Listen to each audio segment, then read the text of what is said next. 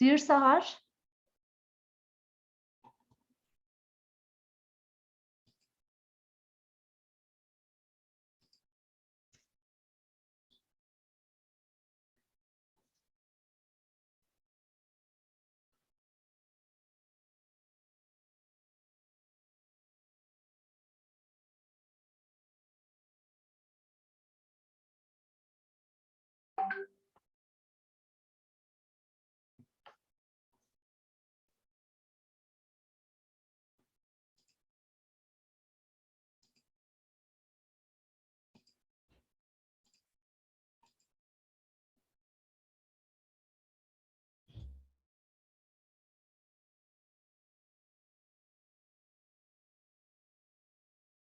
So I had to do it from my phone.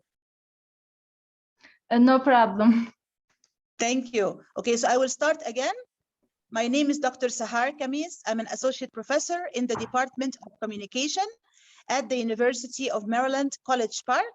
My area of expertise is Arab and Muslim media. So if you check my profile on Google, I'm sure you are all very clever with Google. You can all check my name and check my background and also the kind of research I have been doing. Most of my work has been dealing with digital media and cyberspace and how digital media and new media is being used for the purpose of social and political change and transformation in the world in general, but in the Arab and Muslim world in particular. So yesterday's lecture, for those of you who were not able to join us yesterday or were not part of the lesson yesterday, we were talking about Islamophobia, and we were talking about the role of social media and new media in the process of both spreading Islamophobia as well as fighting Islamophobia as well. I know that not everybody speaks English with the same level or the same speed. So I will make a suggestion. I see that Muhammad Atallah is on the call. So if I'm going to just talk and then I'm going to stop and ask Muhammad to do some translation to Turkish. And then after that, I'm going to talk more. And also in the question and answer, feel free to ask your question if you prefer in Turkish, and Muhammad can translate. Muhammad, is this okay with you? Yeah, it's okay. Can you please translate to everyone briefly what I just said now? Sure, yeah. Profesör Sahar Maryland Üniversitesi'nden geldi. Kendisi yeni medya bir de İslamofobi ilgili çalışmalar yapıyor. Dün ders yapmıştı, sunum yapmıştı. Herkes katılamamış orada. Bugün kendisi anlatacak. Bir de ben çevireceğim yani. Sorularınız olursa Türkçe olarak sorabilirsiniz. Excellent. Thank you, Muhammad. So I will start by giving a presentation. My topic today is going to be youth and women and the role in cyber activism. I'm going to give specific examples from the Arab world, especially from the Arab Spring movements. But then, of course, when we open the discussion, the question and answer, which I hope many of you are going to join, don't hesitate, don't be shy. Ask any question you have in mind. As I said, you can ask it in Turkish and Muhammad will kindly translate. So no problem. And I'm going to try to speak slowly as much as possible. After speaking a few sentences, I will ask Muhammad to translate, and then I will continue talking after that. So I will start by saying that social media and new media has been very, very important tools in terms of bringing about change. When I say change, I mean social and political change in many parts of the world, including, of course, the Arab and the Muslim world. Muhammad, please translate. Yes. Sosyal medya ve yeni medya aslında bir araç olarak kullanılıyor. Arap Bahar bir de bazı ülkelerde olumlu değişimler yapmıştır. Bir de olumsuz taraflar da var. Bununla ilgili sunum olacak. Excellent. So when the Arab Spring uprisings happened in 2011, as you all know, In this part of the world, of course, there is very little room for freedom and very little room for democracy and also freedom of the press.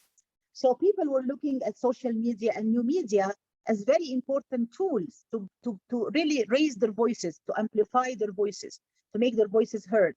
And we saw especially young people, I'm going to talk about young people in general, and then I'm going to talk about women in particular, played a very important role in terms of the Arab Spring uprisings and in terms of the type of usages they had for these particular platforms to bring about change and to bring about transformation in this part of the world. Mohammed?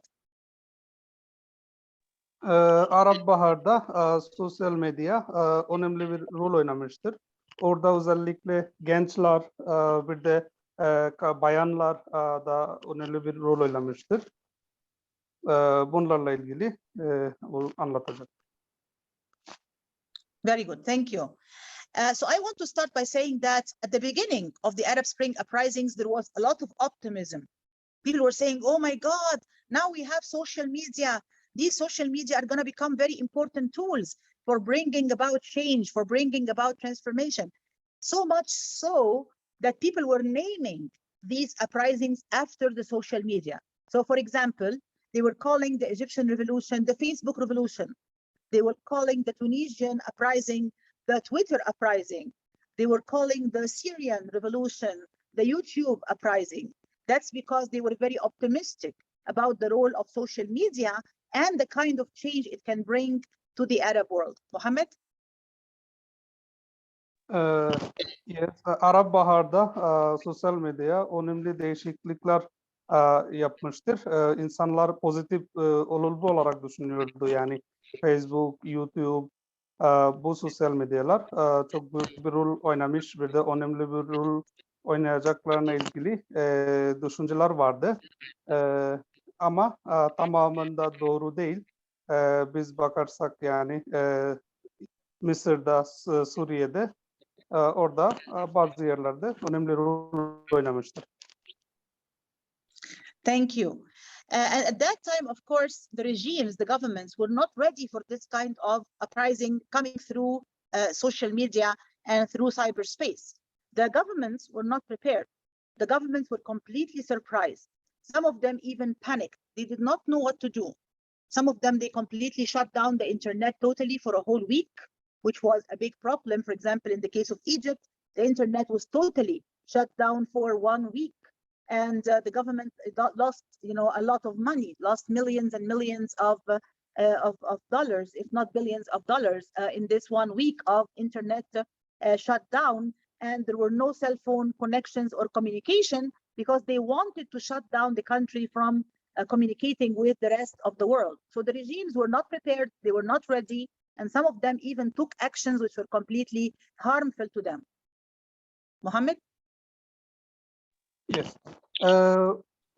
Bu eylem olduğu zaman, yani Arap Baharı olduğu zaman hükümet, iktidarlar hiç hazır değildi o zaman. Bunlara karşı şey yapmak için, savunmak için. O zaman iktidar interneti kapatmıştı. İnternet, cep telefon hepsini kapatmıştı. Ülkeyi tamamen kapatmıştı.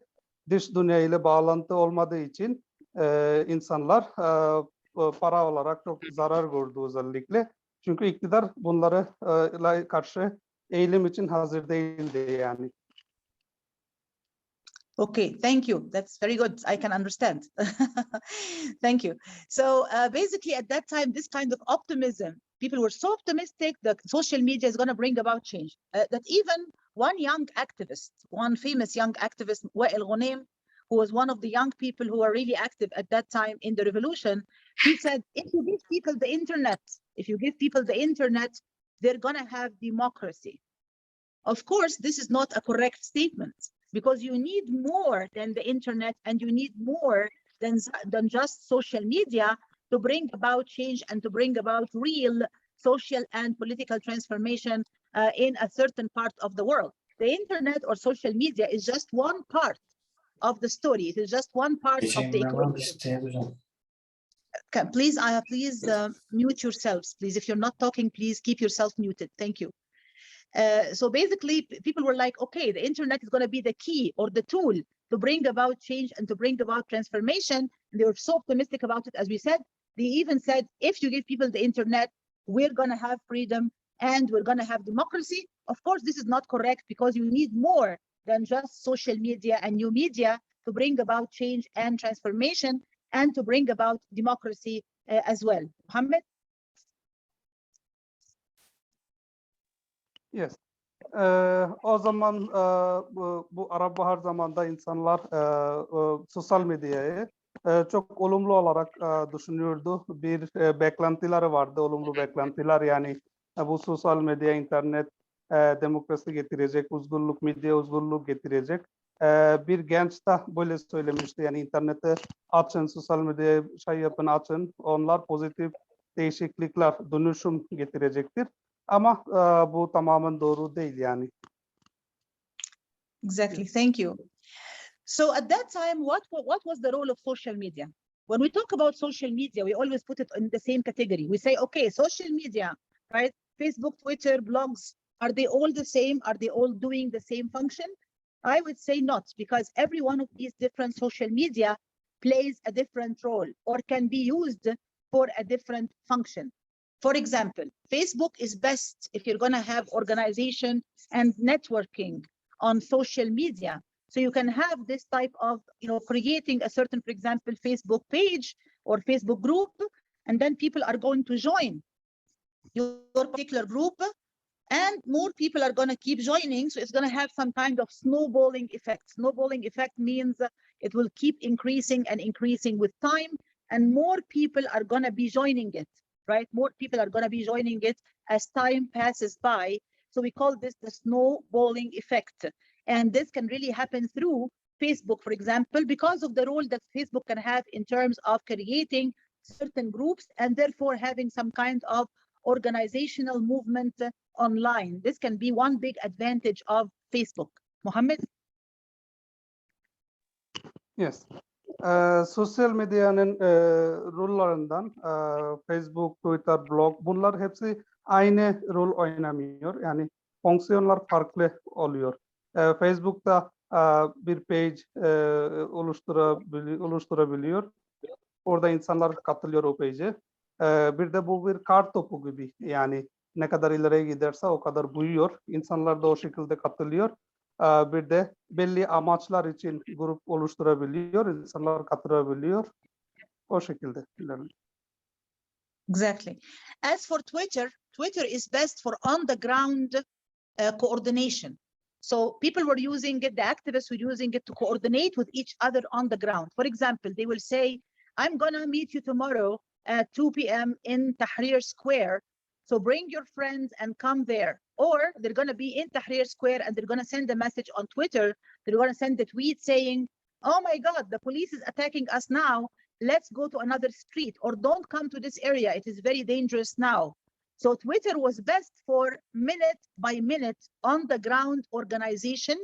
And actually, if you want to check it online, there is an electronic book, which is called Tweets from Tahrir. Tweets from Tahrir. It is available online.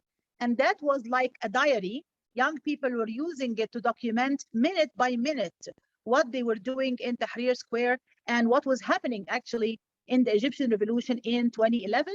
So I would say this is the main function or advantage of Twitter. It is on the ground, minute by minute organization. Mohammed? Yes. Twitter aslında en iyi koordinasyon için kullanılıyor. Yani belli bir eylem için mesela Tahrir Square'da belli bir saatte katılmak için orada tweet yapabiliyor. Herkes aynı saatte katılabiliyor. Orada bir aksiyon polis tarafından bir aksiyon olunca bunu da paylaşabiliyor. İnsanlar ona göre hareket edebiliyor. Yani her saniye, her dakikada bildirim yapabiliyor. Yani katılımcılara uyarabiliyor, bildirim yapabiliyor. Yeah, thank you.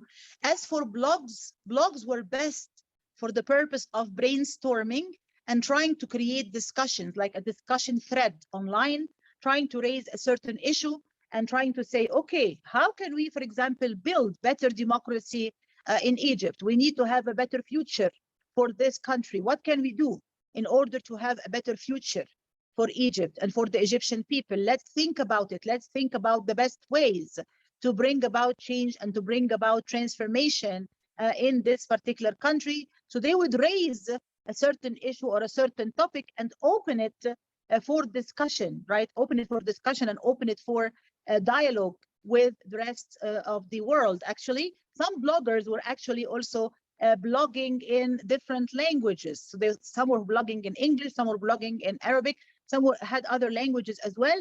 And therefore, they're able to reach global and international audience, not just a domestic and a local audience. And that was one of the big advantages actually of blogs, is creating this type of brainstorming and this type of discussion online. Mohammed?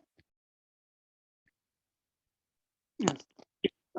Blog aslında bir platformdur. Yani şey yapmak için, bir konu üzerinde konuşmak için, bahsetmek için, fikir paylaşmak için. Mesela Mısır'da önemli, olumlu değişiklikler için bir fikir, yani blog üzerinde insanlar paylaşabiliyor. Bir de bu fikirler, yani bu yazılar İngilizce dilde, Arapça dilde ya da başka bir dilde olabiliyor. Bir de uluslararası, yani insanlar, milletler de başka ülkelerden görebiliyor, bakabiliyor. Bu şekilde önemli bir rol oynayabiliyor. Thank you. As for YouTube, YouTube is best for the purpose of documentation. So if something is happening and you want to document it, you want to make sure that you capture this particular moment for the rest of the world to see.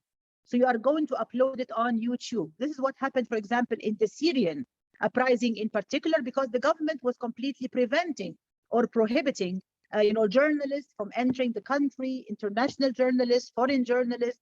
They cannot enter the country, they cannot report on what is happening in Syria.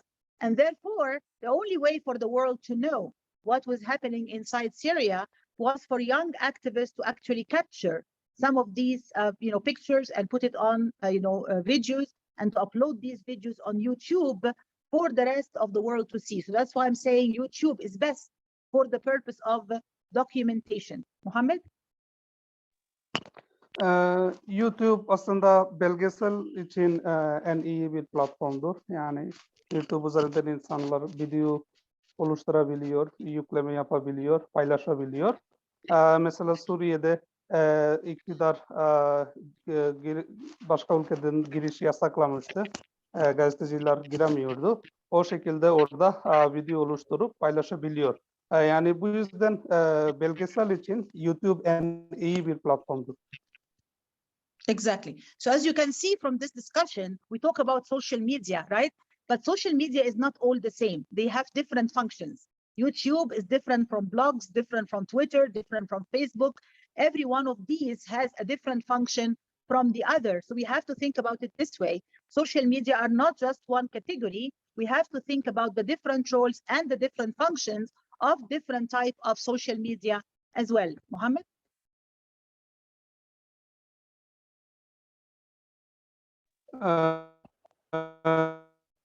Biz sosyal medya deyince, yani sosyal medya, Facebook, YouTube, Instagram, blog hepsi aynı değil yani. Onların farklı özellikler var, farklı amaçlar var, farklı amaçlar için kullanılıyor.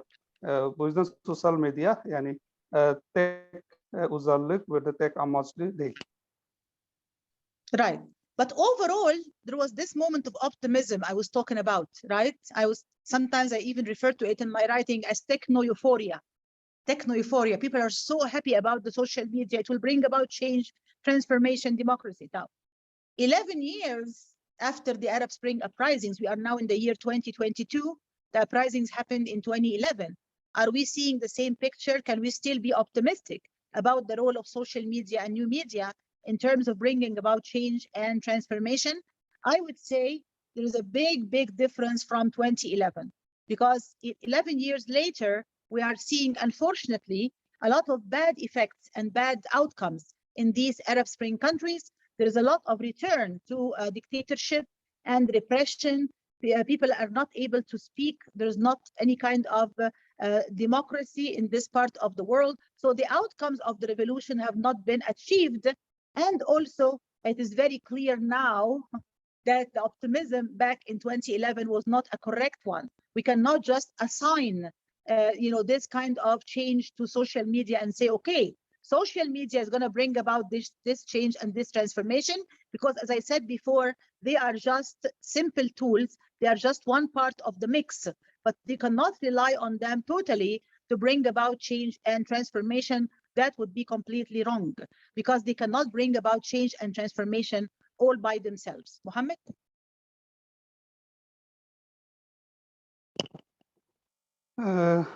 Sosyal medya ile ilgili 2011'de yani Arap Bahar döneminde insanların olumlu düşünceler vardı. Yani olumlu değişiklik getirecek bu sosyal medya, diktatörlük gidecek, demokrasi getirecek, o şekilde düşünceler vardı. Ama biz bugün görüyoruz ki Arap Bahar'dan 11 yıl sonra bugün 2012'de görüyoruz ki çok ülkede diktatörler var, demokrasi yok. Yani bu şekilde yani çok olumlu düşünceler 2011'de bu sosyal medya ile ilgili olumlu düşünceler doğru değildi. Yani bu yüzden sadece sosyal medyaya bağlı olmamak doğru değil. Sadece bu bir araçtır. Thank you. So basically what we are seeing now is a totally different picture from 2011. My writing now is focusing on the concept of digital authoritarianism.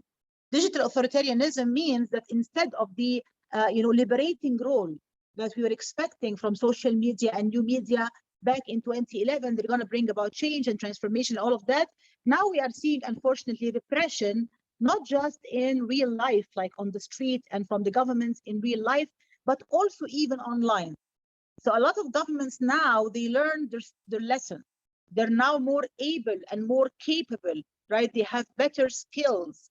They can now try to crush opposition and try to crush dissent and try to crush any kind of activism, not just on the ground in Tahrir Square, elsewhere on the streets, but even online. That's why I'm talking about this concept of digital authoritarianism that we are seeing now, 11 years after the eruption of the Arab Spring uprisings. Mohammed? Şeyle ilgili, Arap Bahar'la ilgili, yani sosyal medya ile ilgili olumlu düşünceler, yani değişiklik getirecek, demokrasi getirecek, bunlarla ilgili doğru değil. Yani biz görüyoruz bugün, yani çok hükümet, iktidarda olanlar artık diktatör olarak ilerliyor. Bir de ama o olaylardan şu anki iktidarlar, hükümetler öğrendi, ders aldı yani. Şimdi farklı bir şekilde engel olabiliyor. Yani şu an Tahrir Square'da değil de farklı bir şekilde online üzerinden engel olabiliyor. Thank you. So I want to now focus on the role of youth, young people, and then I'm going to talk about the role of women, and then we are going to give some conclusion for the lecture, and then I'm going to open it for discussion, for questions and answers. So for the role of youth, why were young people in particular the blood of these revolutions? Why were they really the heart of these revolutions? Young people, of course, like yourselves, are the ones who are more technologically savvy. They are very clever with social media and new media. They have the media literacy skills. They're able to use social media and new media in the most effective way. Usually they are the ones who are more educated, more technologically savvy, also the ones who are more interested in bringing about change and transformation. And that's why we saw that they were really the blood and the heart of the uprisings in 2011, and also the ones who use social media and online activism and cyber activism the most. Mohammed? Sosyal medyada yani genç ve bayanların bir rol var. Yani önemli bir rol oynuyor onlar. Çünkü gençler teknolojik olarak daha çok oluyor. Yani okuryazarlığı oluyor. Eğitimli olduğu için yani gençler büyük bir rol oynayabiliyor bu sosyal medya üzerinden. And what about the role of women? Women in particular also were very active in the Arab Spring uprisings. They played a very important role in these uprisings, and also in terms of using social media and new media.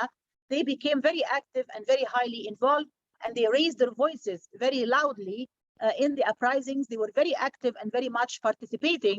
And I always say this changes the image or changes the stereotype, right, about Arab women and about Muslim women in general being weak or being vulnerable or being, just repressed. They cannot play any active role.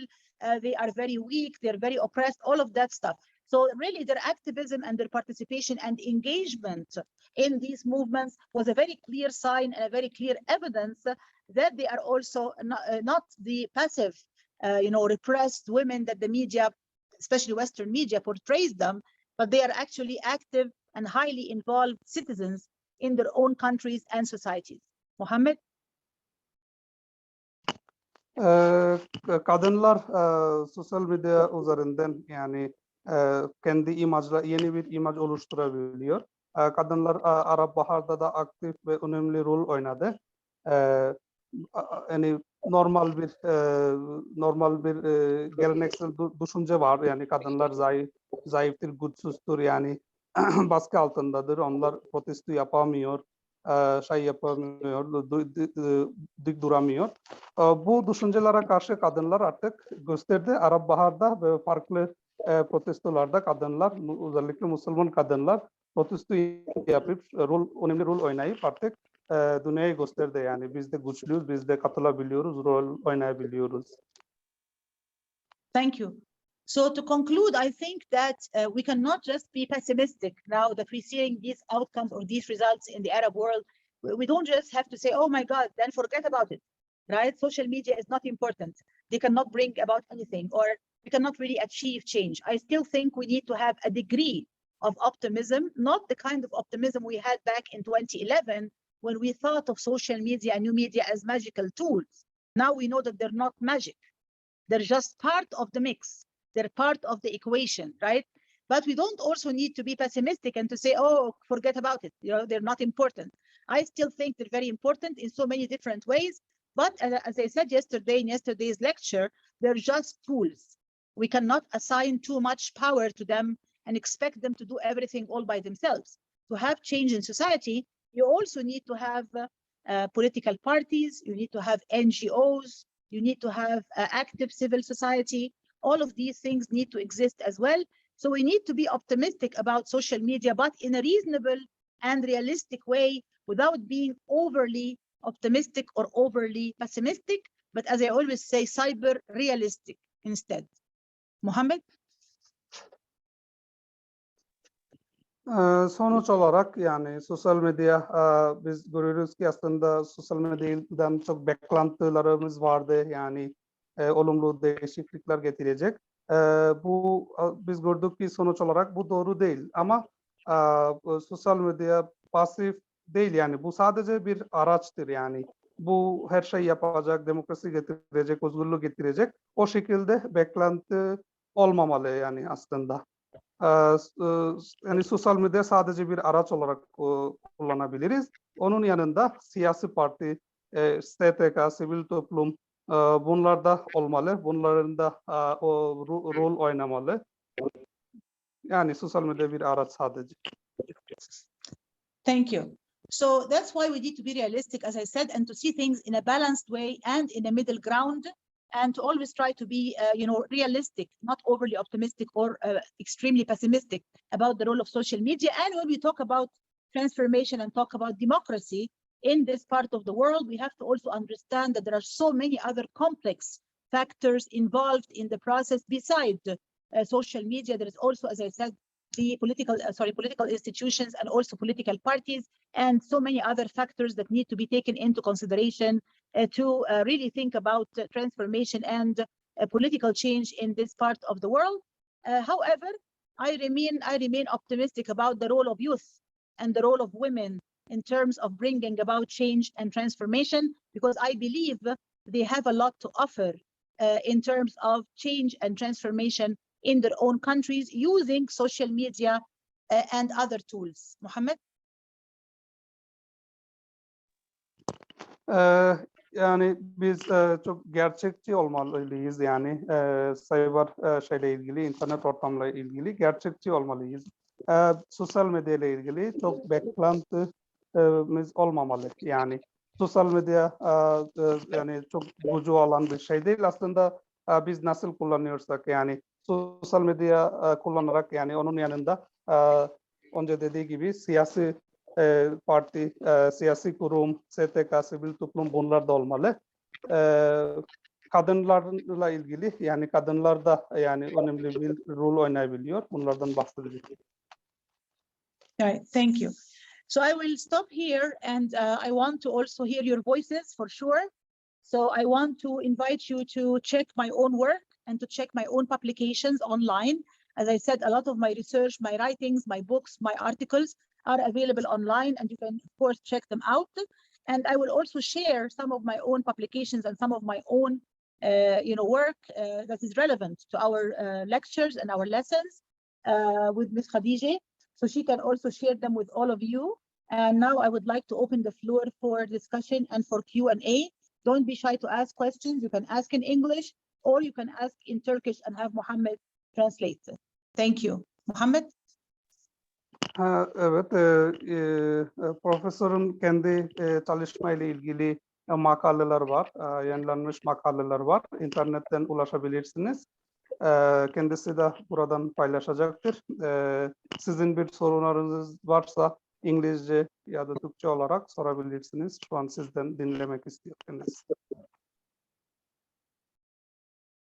Right. So now I want to open the floor. Who would like to please ask the first question? You can ask in English or Turkish or Arabic if you like. So who would like to go first? The first question, please.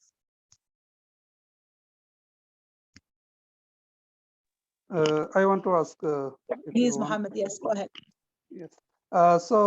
From your discussion, we can understand that we shouldn't be very much optimistic about social media. So when we saw at first, it means Arab Bahar started in 2011 from Tunisia by it was the reason to suspend of the president Zainal Abidin bin Ali. And then we saw it spread to all the Middle East, including Syria and Egypt. So, then we expected that it should be going on and continue spreading democracy, and it will bring democracy and freedom. But it was not totally right actually, because we can see that Bashar al-Assad in Syria, he is in power, but it was totally failed there. So what is the reason? Do you think it was a wrong propaganda, or there were some politics behind this Arab Bahar or something else? Of course, we cannot put all the countries in the same basket, right? Just like I said before, when we were talking about, the social media, we cannot put all social media in the same basket, right? We cannot talk about Twitter, Facebook, blogs, YouTube as the same, right? Likewise, we cannot talk about Egypt and Syria, Tunisia, Yemen, Libya being the same as well. But there are differences between these countries as well. But in general, I would say the absence of an active civil society, the absence of political organizations which are active on the ground, the absence of good networking and good organization, the absence of good coordination, all of these factors contributed a big role in terms of the failures in many of these post-Arab Spring countries, and the reason why we did not see the shift to democratization in a way that was really expected or favorable, or that we can be optimistic about. So can you please translate, Mohammed? Translate your question and my answer, please. Yes. Aslında ben sorduğum şeyle ilgili, Arap Bahar'la ilgili. Arap Bahar yani Tunus'ta başlarken oradan yani o Cumhurbaşkan şey yapmıştı, istifa etmişti, oradan başlanmıştı. Hızlıca yayınlanmıştı. Yani başka Arap ülkeler, Suriye, Mısır başka ülkelere yayınlanmıştı ama Suriye'ye gidip durmuştu. Yani Başar al-Assad hala henüz iktidarda yani. Yani onun arkasında ne vardı yani? Neden başarısız oldu ya da arkasında bir siyaset mi vardı? Bununla ilgili soru sormuştum. Kendisi de cevap olarak söyledi. Yani ülkeler hepsi aynı değil. Yani bazı ülkelerin şartlar, şeyler, kültür farklı olduğu için her ülke için geçerli değildi. Yani bu Arap Bahar. Bu yüzden yani sosyal medyadan başlamıştı ama sosyal medya ile ilgili beklentiler vardı. Ama bu bir yere gidip durdu. Yani bu yüzden sosyal medya ile ilgili çok olumlu yani çok beklenti olmaması daha iyi. Thank you. Thank you. Thank you. So we'll get the next question, please. Someone beside Mohammed. And don't be shy. I'm sure there's a lot of things we discussed that you might have questions about. And it doesn't have to be only about the Arab Spring, by the way. It can be something related to social media and new media in general. You can have other questions in mind related to social media and new media in general. Doesn't have to be only related to the Arab Spring, by the way. Mohammed, please translate. Sizlerden soru bekliyor. Yani sadece sosyal medyada Arap Bahar'la ilgili değil, yeni medya, sosyal medya, başka herhangi bir konuyla ilgili soru sorabilirsiniz. Yani utanmayın diyor, soru sorabilirsiniz, katılabilirsiniz. Thank you. Okay, so I would like to get some questions, please.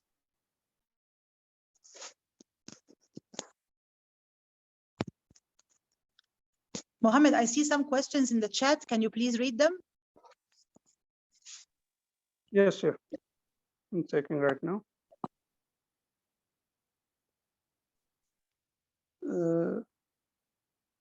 Başak Akmış'ı soru sordu. Arap Baharı'nın geç kalınmış bir girişim olması ve teknolojiyi geriden takip etmiş olmamızın nedeni kadercilik olgusunu tam olarak anlayamadığımızdan kaynaklandığı düşünüyorum. Hocam bu konuda ne düşünüyorsunuz? He's asking about Arab Spring. It was late actually by the entrepreneur, and it was the actually late from the technological side. It was actually a reason being failure in Arab Spring. So what is your opinion about this matter? I'm not sure I understand the part about being late. What does that mean? The first part of the question. Late means actually technologically behind. Oh, not technologically advanced enough? Yeah. Yeah, I don't think that we can blame the failures of the revolutions on the technological aspect. The technological aspect was actually, as I explained at the beginning, although we don't have the internet in every single part of the Arab world, the internet is not quote unquote necessarily as developed as it is, for example, let's say in the United States or Canada or Europe, but still the young people were active and they were technologically savvy and they were able to use the internet. A country like Bahrain, for example, is very advanced technologically. It is an oil-rich country in the Gulf. They are, wealthy. They have resources. They have money. They have good internet structure, good infrastructure, everything. But still, the uprisings over there failed as well. So it's not really, in my opinion, about technology being advanced or not advanced, as much as it's about the absence of all the other factors I talked about before, in terms of not having an active civil society and also certain organizations in place or active political parties and other components which are really much needed for the purpose of having a successful transition. So I would not say that the advancement or lack of advancement of social media was a factor in the failure of the uprisings or the results that we are seeing now, which are really not ideal.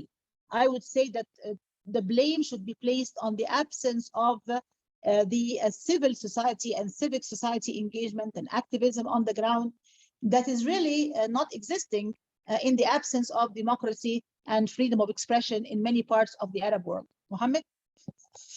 Yes, actually he used another word that it was actually the luck. It means Arab Bahar came because of their luck. It means Of their what, yeah. excuse me? It There? means luck means it should come automatically. The situation was like that. It means no actually no role of social media. Lack of social media? You're saying lack of social media? Oh, actually, I say luck because their luck actually their situation on those countries actually by dictatorship by other reasons it should come automatically. It means there is no role of social media. Their luck was bring that Arab Spring. No, I will tell you something. I think that social media were boosters. You know, they were boosters. They were not quote unquote the reason why we saw change or why we saw the uprisings. We cannot say, like I explained before, Facebook revolution, Twitter uprising, YouTube uprising. This is wrong. We should not use this type of language because it is not the social media that brings about the change and transformation, as I explained before. They are just one tool. They are just one part of the story, right? You cannot say, oh, the revolution happened because of social media, or the revolution failed because of social media, or the revolution was going to come anyway, whether you have social media or not. I think all of these are equally wrong. I think we should put things in a realistic way, as I explained before. Social media are just one part of the story and one part of the equation only. And that's how we need to see them. We cannot say, oh, they are the cause of the revolution, or they are the reason why the revolution happened, or they are the reason why the revolution failed, or the revolution was going to come anyway, regardless. They played the role of boosters. They were helping to raise the voices, to amplify the voices of change, to bring about the voices of young people and young women, young men, and so on. But we cannot say that they are the reason for the success or the failure, or we can blame anything on them. They're just one factor among many. So for us to understand the picture correctly, we have to understand the complex picture. The complex picture also involves all the other factors I talked about, like political parties, NGO organizations, lack of activism and coordination on the ground, dictatorships by the regimes, and so on. Mohammed?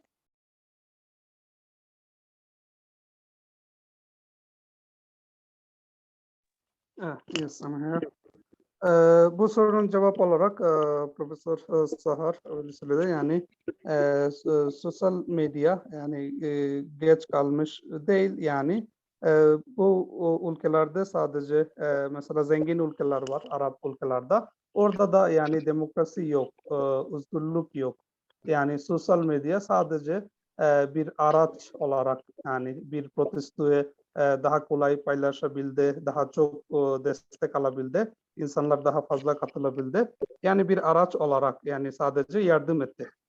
Sosyal medya bu yapabilir yani ama geri kalan sorumluluk sivil toplum olmalı. Onlar çalışmalı. Onlar üzerinden çalışırsa o zaman olur. Yani sosyal medyadan çok beklenti olmamalı. Sadece yardımcı olarak, araç olarak sosyal medya çalışır. Thank you, Mohammed. Other questions, please?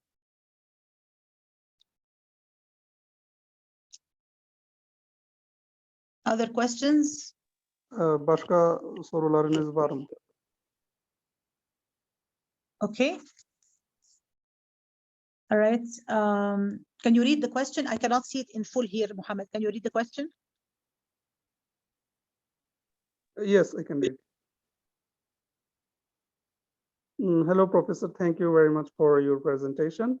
You said that social media is just a tool and not enough for radical change. How can we bring real change alongside social media today? How could real democracy be brought in the example of the Arab Spring? That's an excellent question. And I always say it's like a chicken and egg question because you don't know what comes first, right? So should we have like a true democratic institutions and societies in order to be able to have good transition? Should we have first an active civil society, right, in order to try to bring about democracy? Or do you need to have democracy first in order to have a vibrant and active civil society, right? So that's why I'm saying it's like a chicken and egg question. What comes first? It is a very tricky question.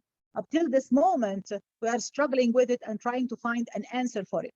But it is becoming clearer and clearer from everything that we have been seeing and witnessing in the Arab region so far up till this moment. As I said before, that social media played a very important role as catalysts, as boosters, as amplifiers. They amplified the voices, they encouraged the change, they spread the message, they created on the ground organization, they created networking online, as we explained. But can we say, okay, they are the ones that are going to bring about the change? We still need all of these other components, which are very much still missing in many parts of the Arab world. So unless we see a more active and vibrant civil society, more organization on the ground, more activism on the ground, not just online, you cannot really expect or hope to get a real change to democracy or transformation in the Arab world, or really, I would say, in any part of the world. You need to have all of these components together.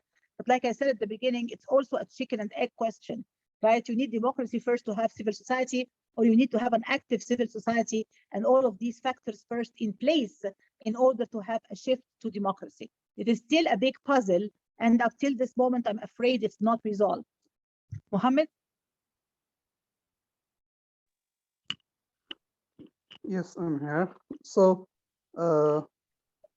bu sorunun cevabı aslında tavuk mu önce yoksa yumurta mı önce? Bunun cevabı gibidir. Yani demokrasi mi önce olmalı yoksa sivil toplum mu önce olmalı? Bununla ilgili şeyler var, yani çeşitli fikirler var.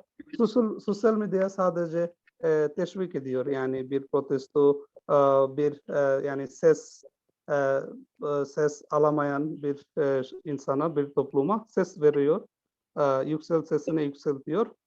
Herkes duyabiliyor oradan. Yani bir platform oluşturabiliyor. Yardım ediyor sadece. Ama bundan çok beklenti olmamalı. Ama başka hangi faktörler eksik, bunları araştırıp bunlar üzerinde çalışıp o zaman demokrasi olur. Sadece sosyal medyadan olmaz yani. Thank you. Other questions, please? These are very good questions, by the way, very good questions. So other good questions or excellent questions, please? And don't be shy, as I said before, you can ask in any language you like.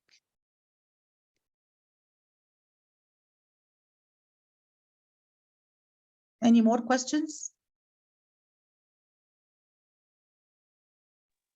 Başka sorularınız varsa sorabilirsiniz.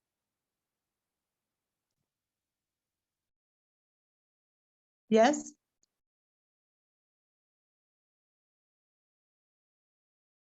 Somebody has a question, Mohammed? I want to ask another question. You give me Please. permission. Yes, please. USA, for example, they supported the Arab Spring, and they allowed change in the government and in some countries.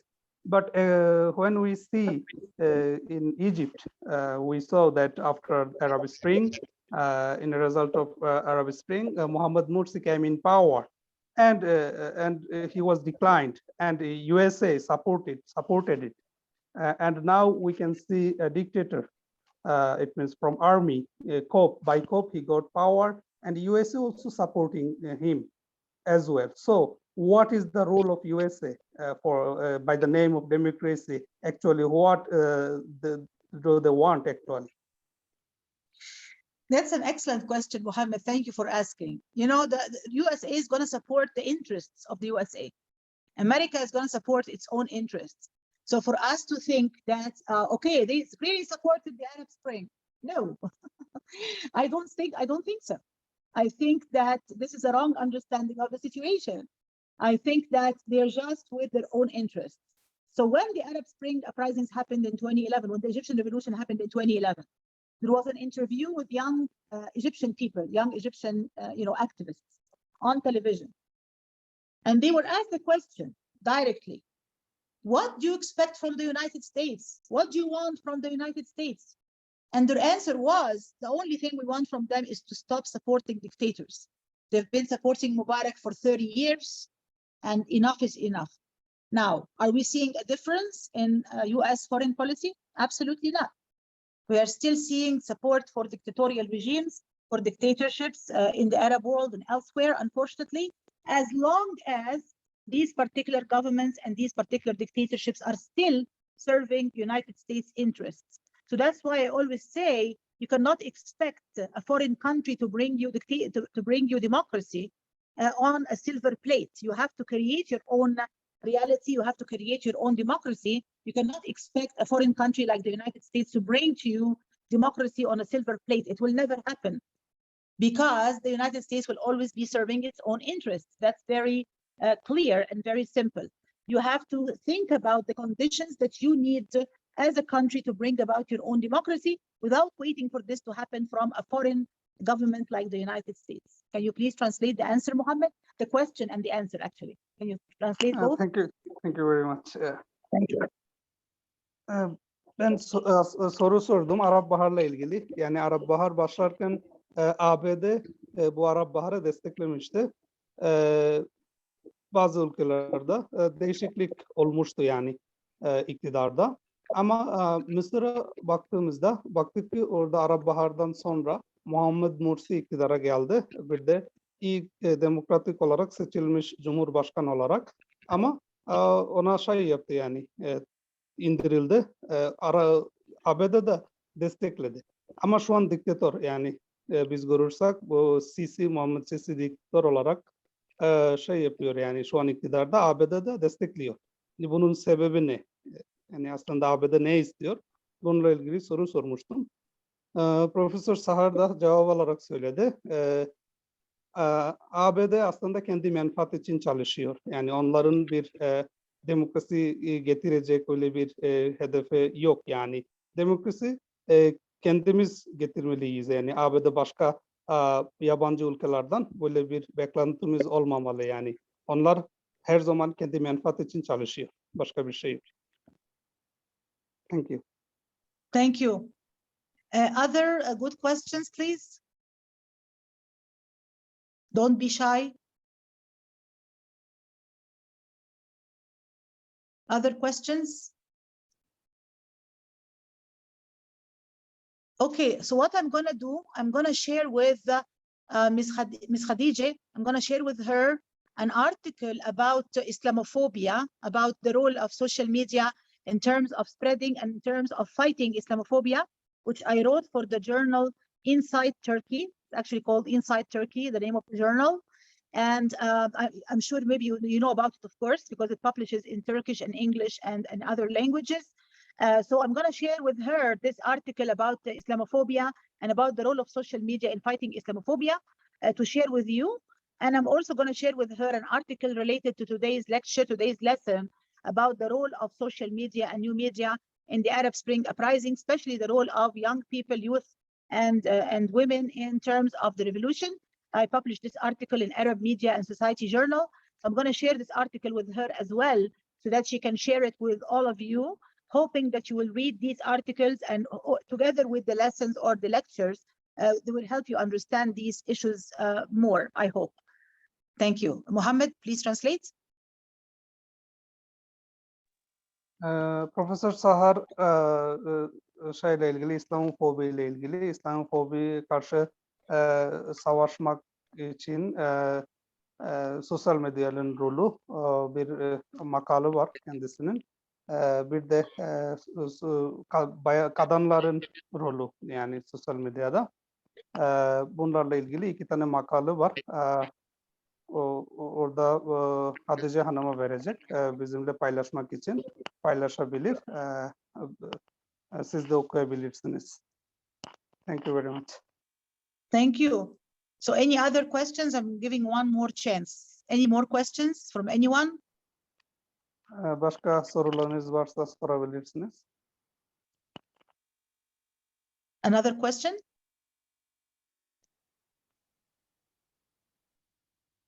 Okay. So I'm going to share these articles with Sister Khadija, and she's going to share them with you. And also my email. I wrote my email address yesterday in the chat. For any of you who would like to get in touch with me, get more of my, publications, articles, whatever you are interested in, ask a question, you have something in mind, a question you did not have time to ask during the session yesterday or today, something else that you want to discuss with me, a question you have about, education in America, anything like that. You also have my email. I wrote it yesterday in the chat, and I'm also going to give it to Sister Khadija to also share with all of you as well. So, don't be shy to get in touch. And I'm here in Erzurum until Friday. I leave on a Saturday morning. So also if you have other questions or anything else, please feel free to connect as well. Mohammed? Yes. Kendisi Cuma günü kadar burada. Yani isterseniz e-mail adresi paylaşmıştı. Oradan soru sorabilirsiniz. Herhangi bir soru olabilir. Kendisiyle ilgili soru olabilir ya da Amerika'da eğitimle ilgili soru olabilir. Herhangi bir soru sorabilirsiniz. Bir de makaleler burada olacak. Hatice Hanım paylaşacak bizim. Okay, thank you so much, Mohammed. You did an excellent job in terms of translation. I really appreciate it so much. And Khadija just wrote the email address again. I just saw it now in the chat box. So she wrote my email address again in the chat box. So you have that one as well. Feel free to reach out, please. Don't hesitate to reach out. I'm happy to offer any help or advice or assistance as needed. And with that said, I'm going to say thank you in 3 languages. Thank you. Shukran. Tashakkur dirim. Thank you all so much. Thank you very much for your good speech and for your valuable presentation. We will read your articles, inshallah, and we will give our opinion and review on your articles, inshallah. Excellent. Okay. Thank you so much. Thank you all so much. Take care and good luck with everything. Thank you. Thank you, Take dear. care. Thank you, dear Sahar, for presentation. Thank you so much. Thank you, Khadija, for your assistance, and thanks to Mohammed for the translation, and thanks to all of you for your assistance and for your attendance today. Thank you. Take care. Okay. Bye-bye. Goodbye. Bye-bye.